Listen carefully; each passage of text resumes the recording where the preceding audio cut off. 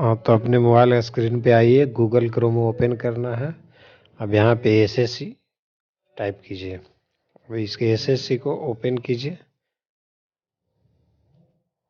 अब यहाँ पे एसएससी का होम वेबसाइट आ गया है। अब यहाँ पे आपको यूजर नेम या रजिस्ट्रेशन नंबर डालना है, जो कि आप जब भी कभी एसएससी का फॉर्म अप्लाई किए होंगे तो आपको मोबाइल पे और ईमेल पे एक रजिस्ट्रेशन नंबर गया होगा। वही नंबर को यहाँ पे डालना है और पासवर्ड भी आपके पास होगा। अगर आप नए हैं, पहली बार आप एसएससी का फॉर्म भर रहे हैं, तो आप नीचे आइएगा, न्यू यूजर रजिस्टर नाउ पे क्लिक करके आप अपना पहले रजिस्ट्रेशन कर लीजिएगा। यूजर आईडी और पासवर्ड डालने के बाद यहाँ पे कैप्चा डाल के लॉगिन कर देना है। यहाँ पे जैसे ही लॉगिन कीजिएगा तो आपका एसएससी का मेन डैशबोर्ड ओपन हो जाएगा। तो यहाँ देखिए एमटीएस का नोटिफिकेशन दिया हुआ है और उसके नीचे आपका ऑप्शन शो कर रहा है अप्लाई का, प्रिंट का और डाउनलोड का, पेमेंट का। अपना जो भी है चेक कर सकते हैं कि पेमेंट आपका हुआ है नहीं हुआ है, एप्लीकेशन स्टेटस में क्या है। आप यहाँ पे हमें अब करना है अप्लाई पे क्लिक करना है, क्योंकि हम पहली बार फॉर्म भर रहे हैं। तो अब यहाँ पे अप्लाई पे जैसे ही क्लिक करते हैं तो आपका वो सारा डिटेल यहाँ पे शो कर देगा जो आपने रजिस्ट्रेशन के टाइम डाला है। तो अब हमें नीचे जाना है और नीचे जाकर हमें यहाँ केवल सेंटर चूज करना है और आपको मीडियम चूज करना है, एग्ज़ाम मीडियम। तो देखिए यहाँ पे हमें अब सेंटर चूज करना है। तो आपको 3 तरह का सेंटर यहाँ पे मतलब दिया जाएगा, 3 ऑप्शन दिया जाएगा आपको सेंटर का। तो पहला ऑप्शन दीजिए कहाँ है, तो जैसे हमने यहाँ पे पटना डाला है।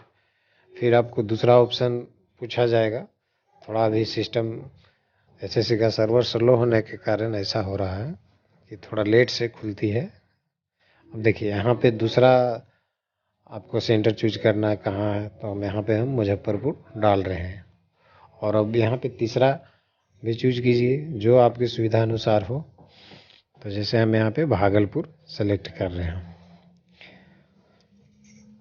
उसके बाद आपको लैंग्वेज चूज करना है। लैंग्वेज आपको पसंद कर सेलेक्ट करना है कि कौन सी लैंग्वेज में आप एग्ज़ाम देना चाहते हैं, क्योंकि इस बार एसएससी आपका क्षेत्रीय लैंग्वेज में भी एग्ज़ाम लेगी।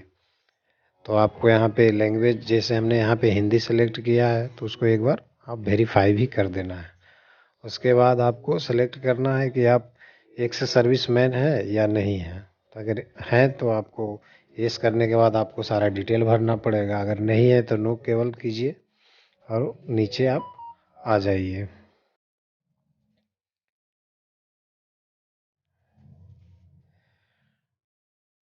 अब यहाँ पे पूछ रहा है कि आप एज में रिलैक्सन मतलब छूट चाहते हैं। तो अगर चाहते हैं तो एस पे क्लिक कीजिए, अगर नहीं चाहते हैं तो नो कर दीजिए। अगर आपका एज बच रहा है तो कोई बहुत अच्छी बात है। अब जैसे हमने यहाँ पे एस किया है तो ये ओबीसी कैटेगरी से है, तो ओबीसी कैटेगरी में 2 तरह का छूट दिया जाता है। एक अगर आप सेंट्रल एम्प्लॉय हैं तो उसके लिए अलग होती है, और एक जनरल जैसे ओबीसी है तो ओबीसी कैटेगरी के हैं तो उसके लिए आपका एक अलग छूट 3 साल की दी जाती है। तो आपको सेलेक्ट करने के बाद आप यहाँ पे उसके बाद आप अपना प्रेफरेंस चुनना है कि किस जगह कौन से स्थान पे आप, अगर सिलेक्शन आपको एमटीएस में होता है तो कौन से जगह पे पहला प्रेफरेंस आपका है कि हम यहाँ जॉब करना चाहते हैं। दिल्ली, बम्बे, जो आपकी पसंदीदा टाउन हो या जहाँ भी आपको नज़दीक हो, तो यहाँ पे आपको डालना पड़ेगा। तो इसको डालने के लिए आप अपने हिसाब से कोड डाल दीजिएगा, जो भी जहाँ जौन सा हर एक का कोड है आपका। तो कोड डालने के बाद अब नीचे आना है। नीचे आकर आपको यहाँ पे हाईएस्ट क्वालिफ़िकेशन चूज करना है। हाईएस्ट क्वालिफ़िकेशन आपका क्या है वो चूज करना है, डाल देना है। जैसे हम यहाँ पे बीए सेलेक्ट कर रहे हैं। अगर आप बीटेक किए हुए हैं तो बीटेक डालना है, जो भी आप किए हुए होंगे। उसके बाद आपको 10th स्टैंडर्ड यहाँ पे सेलेक्ट कर लेना है, क्योंकि आपका ये मैट्रिक लेवल पे MTS का फॉर्म फिलअप हो रहा है। उसके बाद आप पास्ट और ईयर और आपका यहाँ पे परसेंटेज डाल देना है, रोल नंबर और परसेंटेज डालना है कि आप कितने परसेंटेज आपका है। उसके बाद नीचे आइए और यहाँ पे आपको फ़ोटो एंड सिग्नेचर अपलोड करना है। डालिएगा तो फ़ोटो ध्यान रखना है कि आपका फ़ोटो 20 KB से 50 KB के बीच में होना चाहिए और सिग्नेचर आपका 10 KB से 20 KB के बीच में होना चाहिए। तो फ़ोटो एंड सिग्नेचर अपलोड करने के बाद वो भी फ़ोटो आपका लेटेस्ट होना चाहिए, अक्टूबर 2022 के बाद का ही होना चाहिए।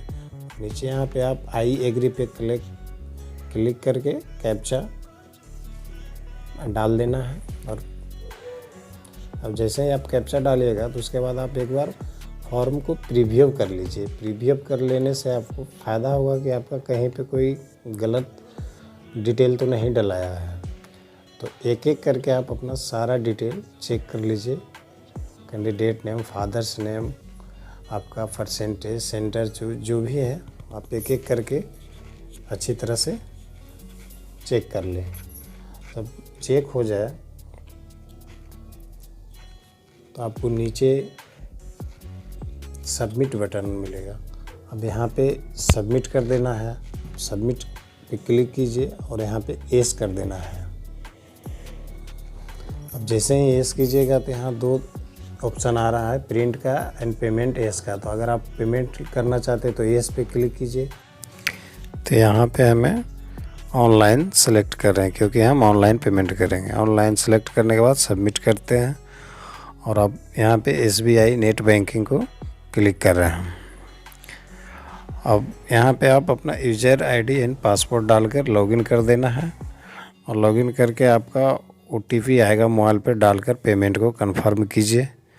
और जैसे ही पेमेंट कंफर्म होगा तो आपका ये रीडायरेक्ट होकर आपका मेन वेबसाइट पे आ जाएगा। अब यहाँ पे हमें गो टू डैशबोर्ड में चले जाना है और गो टू डैशबोर्ड में जाने के बाद हम यहाँ अप्लाई के बगल में आके फॉर्म को, मैंने जो फॉर्म अभी जमा फिल किए हैं उसका प्रिंट निकाल लेना है क्योंकि आपका फॉर्म सबमिट हो गया, पेमेंट भी हो गया। अब यहाँ पे फॉर्म को प्रिंट करके रख लेना है। तो वीडियो कैसा लगा आप कमेंट करके बताइएगा। चैनल पे नए हैं तो चैनल को सब्सक्राइब कर लें। धन्यवाद।